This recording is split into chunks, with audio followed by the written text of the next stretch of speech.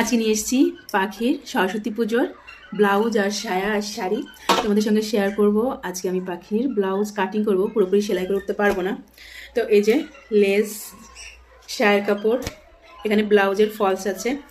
আর এই যে আমার টুনটুনি পাখি সরস্বতী পুজোতে এই শাড়িটাই পরবে। আর এখান থেকে আমি ব্লাউজের পিসটা বের করব।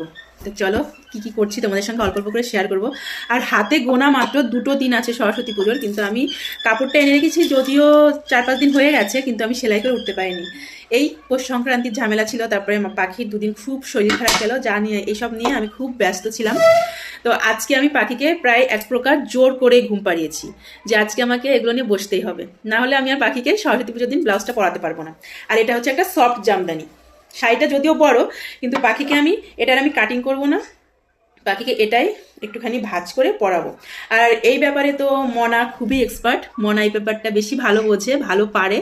তো আমি ওকে আগেই বলে রেখেছি সরস্বতী পুজোর দিন সকালবেলা এসে কিন্তু পাখিকে শাড়ি পরিয়ে রেডি করে দিবি।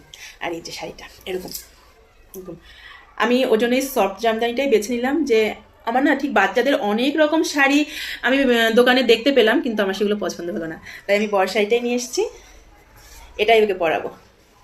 এই যে এই যে, আর আমার পাখিকে পরে কেমন লাগবে সেটা তো সরস্বতী পুজোর দিনই তোমরা দেখতে পাবে। তো চলো কাটিং করা যাক, আর কোন দিক দিয়ে ব্লাউজ পিসটা আছে সেটাও দেখে নিই।